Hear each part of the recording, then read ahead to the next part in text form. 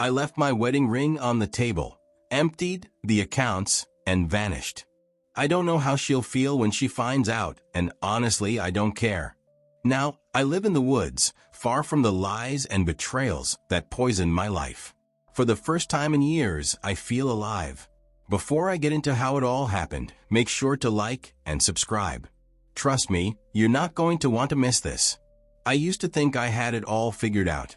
A steady life, a loving wife, and a business we built together from the ground up. Running a small events management company wasn't always easy, but it was ours, and that made every challenge worth it. I handled the logistics and finances, keeping everything organized and on track, while Isabella, my wife, was the creative force behind it all. She had a gift for turning ideas into something magical, and clients loved her for it. Isabella wasn't just my business partner. She was my partner in everything.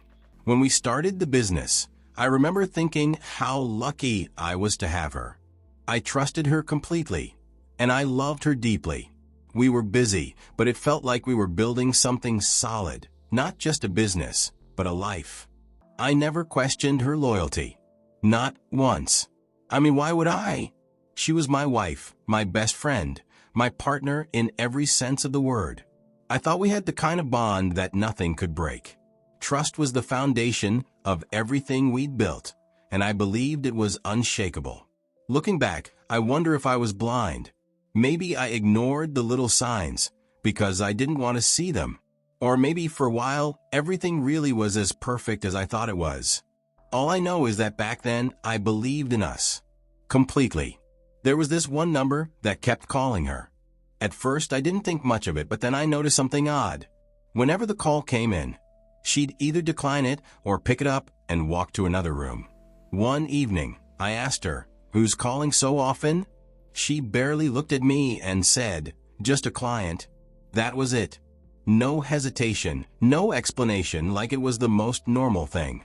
But the calls didn't stop, and something about the way she acted kept bothering me. What kind of client calls at 9 or 10 at night? And why did she always leave the room to talk? It didn't add up. About a week later, I finally had the chance to check her phone. She'd fallen asleep while scrolling through it. I shouldn't have done it, I know that, but I needed to understand what was going on. What I saw confirmed everything. There were messages between her and the person she called a client. Long conversations, photos, and things you don't say to someone unless they're more than just business. You know, when I found out about her affair, I thought that was it, the worst thing I could ever face. It felt like someone had ripped my chest open and stuffed it with ice. I didn't yell, didn't break anything. I just sat there, staring at the proof. At first, I didn't know what to do. Should I confront her? Scream? Pack my bags and leave right away? But none of those options felt right. Confrontation would lead to excuses and lies, and honestly, I didn't want to see her pretend to be sorry. I decided to sit on it for a while, think it through, and figure out my next move. But then life threw me a curveball, one I didn't see coming. A couple of weeks after I found out, I went to the doctor. I'd been feeling off for months, tired all the time, losing weight without trying, and this dull ache in my chest that wouldn't go away. I figured it was just stress, or maybe I needed to start exercising more. But when the test results came back, the doctor sat me down and told me I had a terminal illness. 2 years, maybe 5 if I was lucky. And let me tell you, that news hits like a truck. Everything in your life, everything you thought was important, gets flipped upside down in seconds. I didn't hear much after he said, "There's no cure." My mind just froze. There is no cure, just a countdown to the end. The funny thing is, I wasn't even scared. That diagnosis changed everything. When you know the clock's ticking, the somethings don't matter anymore. One thing was crystal clear. I didn't want to spend the last year of my life pretending everything was fine with her. No way. I wasn't going to sit across the dinner table every night, faking a smile while she texted someone else under the table. I wasn't going to sit there and wait for her to end things on her terms. I wanted out, but I wanted to do it on my own terms. Here's the thing, dying gives you a kind of clarity. You stop worrying about what people will think about the right way to handle things. You start asking yourself, what do I really want? And what I wanted was freedom, from her, from the lies, from all the fake smiles. That's when I started putting the plan together. The first thing I did was start pulling money out of our joint accounts. Not all at once. No, that would have been too obvious. I made it look natural. Small amounts here and there. Nothing she'd question, if she ever bothered to check. Over a few weeks, I siphoned enough to set myself up somewhere far away. Not enough to leave her penniless at the moment. The last batch will be after I disappear. I wanted her to feel the weight of what she'd done. Next was the business. We built it together. But if she could betray me in our marriage, how could I trust her to be honest in the business? I didn't want to ruin everything at once. That would have been too easy to trace. Instead, I started small, working behind the scenes where she'd never think to look. I knew our business accounts like the back of my hand, every client payment, every expense. So, I set up a private account, one she didn't know existed, and slowly began diverting funds. I started with small transfers. A client would pay us, and instead of the money going into our joint business account, I'd reroute a portion into my personal account. Just a little here and there, enough to build a cushion for myself, but not enough to raise any alarms. What made it so easy was her distraction. She didn't question the missing money because she wasn't paying attention. Her mind was elsewhere, probably with him. While I was dismantling everything we shared, I was quietly preparing to vanish. I sold off a few personal items, things she wouldn't miss, so I could pack light. I researched places where no one would think to look for me, places where I could start fresh, off the grid, far from her lies and the mess we'd made together. I didn't leave a trail. No breadcrumbs, no hints. Just me and a plan that I knew she'd never see coming. By the time I was done, I wasn't just walking away from her. I was erasing myself from the life we built. I know what you're thinking. Was it cruel? Maybe. But you've got to understand, I was done with her, done with us. And when you're dying, you don't have time to waste on the right way to break things off. So, I did what I had to do. And honestly, I don't regret a second of it. Not then, not now. I remember the last morning in that house like it was yesterday. I sat on the edge of the bed for a long time, staring at the wall, trying to soak in every little detail. She was still asleep when I walked past the bedroom. I went into the kitchen and placed my wedding ring on the table. It wasn't an emotional gesture, not like in the movies where someone sheds a tear and walks away dramatically. Leaving it, there was my way of saying, I'm done. No yelling, no goodbye notes, just the ring. I didn't pack much, just a backpack with a few clothes, some basic supplies, and my old journal. When I drove off, that was it. No turning back. I already arranged before that day for a small cabin, tucked away from everything. It's nothing fancy, just a wooden box with a bed, a table, and a stove. But it's mine, and it's enough. I wake up to the sun streaming through the windows and go to sleep with the sound of crickets. There's no Wi-Fi, no notifications, no endless buzzing of the phone. It's just me, the woods, and my thoughts. I've met a few people out here, too. There's Jack, a gruff old guy who used to be a lawyer. He doesn't talk much about why he left, but you can tell he's running from something. Then there's Maria, who's younger than me. She said she came here to escape a world that made her feel invisible. Each of them has their reasons for leaving everything behind, and in a strange way, it makes you feel like you belong.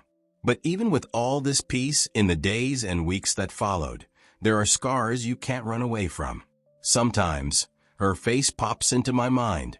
I wonder if she's doing okay. Has she moved on? Does she think about me? And then, just as quickly, I push those thoughts away. Sometimes, I catch myself wondering, did she check the bank accounts first? Or did she call me, only to realize I'd already wiped my number, my email, and every trace of myself from her life? I wonder if she's angry or she wasn't. What if she was relieved? That possibility stings more than I'd like to admit. What if she was already planning her escape, just waiting for the right moment to tell me she was done?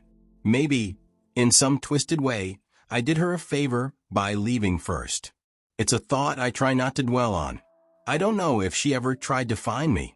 Other times I think she probably didn't look at all. Maybe she told herself I wasn't worth the effort. And yet, I also wonder, has she ever looked at the wedding ring I left behind and felt even a flicker of regret? Does she wish she'd done things differently? Or has she simply moved on like I never existed? I'll never know. And maybe that's for the best. The woods have given me a kind of freedom I didn't know I needed. It's not perfect. I'm not going to pretend I don't miss some parts of my old life. But out here, I'm not pretending anymore.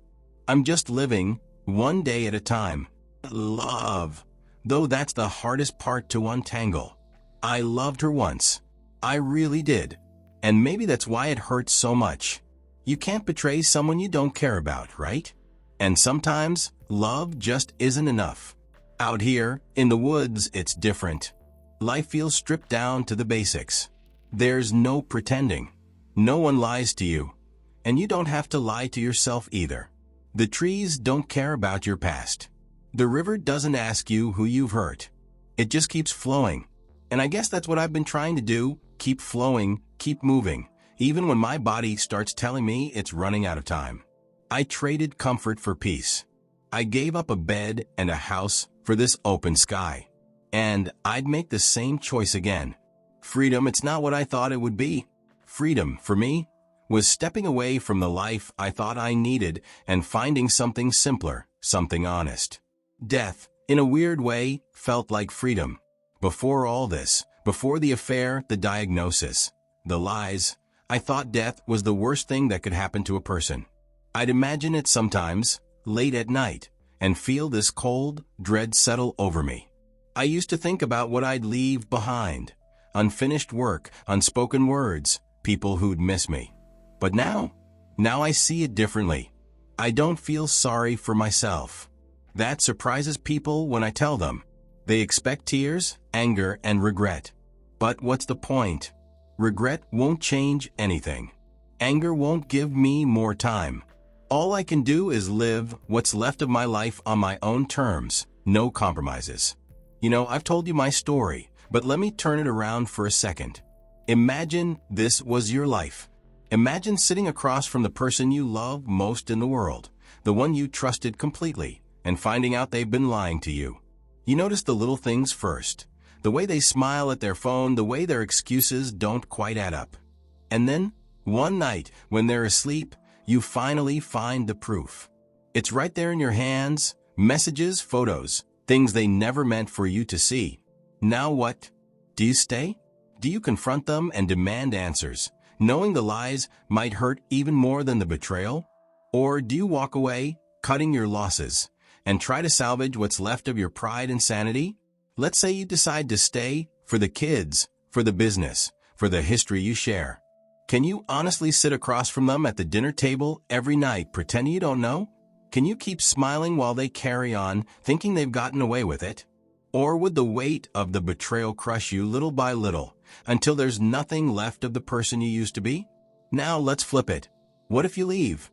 What if you pack up your life and disappear? No explanations, no final words. You take the time to plan it, make it hurt just enough for them to feel the consequences of what they've done. But then you walk away. Would that be freedom? Or would the bitterness follow you, even as you tried to build a new life? I don't know if my way was the right way. Maybe it was selfish. Maybe it was cowardly. Or maybe it was the only way I could survive. What would you have done? Could you stay and face them, knowing everything's broken? Or would you do what I did? Cut ties and start over no matter the cost? There's no easy answer, and maybe there never will be. But that's life, isn't it? Messy, complicated, and full of choices we can't take back. So tell me, what would you do?